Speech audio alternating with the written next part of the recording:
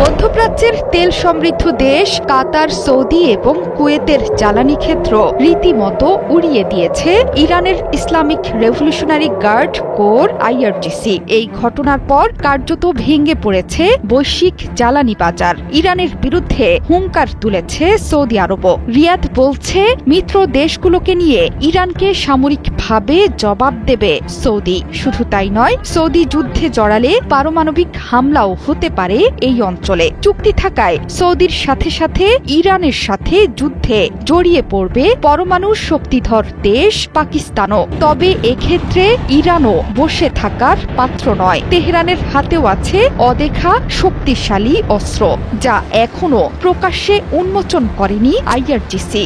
ইরানে মার্কিন যুক্তরাষ্ট্র এবং ইসরায়েলের আকস্মিক হামলার নেপথ্যে সৌদি আরবের হাত আছে এমন গুঞ্জন ছড়িয়েছে মার্কিন গণমাধ্যমেও। নিউ ইয়র্ক টাইমস বলেছে, ইরানে আঘাত হানার ব্যাপারে প্রতিদিনই আরব নেতাদের সাথে আলোচনা করেন মার্কিন প্রেসিডেন্ট। সেক্ষেত্রে সৌদি যুবরাজ মোহাম্মদ বিন সালমান এই তালিকার শীর্ষে অবস্থান করছেন। এমনকি ট্রাম্পকে সৌদি যুবরাজ এটাও বলেছেন যে ইরানে যাতে হামলা চালিয়ে যায় ওয়াশিংটন। যুদ্ধ শুরুর দিকে ট্রাম্পের পক্ষ থেকেও এ ব্যাপারে মিলেছে স্পষ্ট ইঙ্গিত।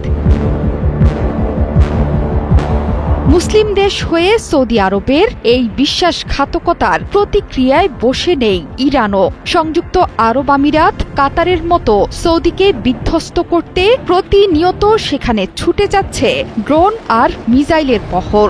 দেশের রাষ্ট্রায়ত্ত জ্বালানি প্রতিষ্ঠান আরামকোর বিভিন্ন তেল শোধনাগারে ধারাবাহিক হামলা চালিয়ে আসছে ইরান। এর জবাবে রীতিমতো ক্ষুব্ধ তেল সমৃদ্ধ দেশ সৌদি আরব।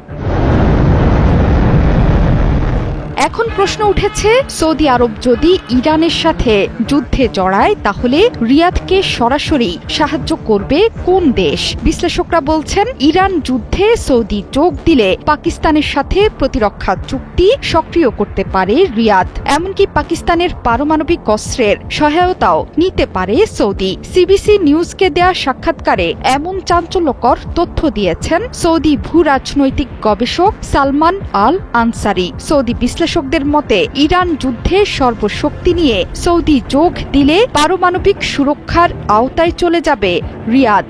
এতে করে উত্তেজনা আরও তীব্র হবে।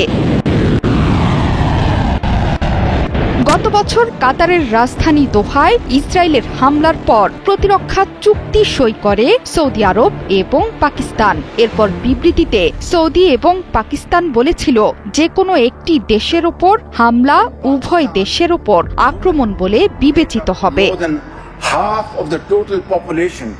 এই যুদ্ধে ইরান এরই মধ্যে সৌদি আরবকে লক্ষ্য করে ব্যালিস্টিক মিসাইল এবং ড্রোন হামলা চালিয়েছে। রিয়াদের মার্কিন দূতাবাস, প্রিন্স সুলতান বিমান ঘাঁটি এবং সৌদি আরবের জ্বালানি অবকাঠামোতেও আঘাত হেনেছে তেহরান। জোহরা চৌধুরী সেতু, ৭১।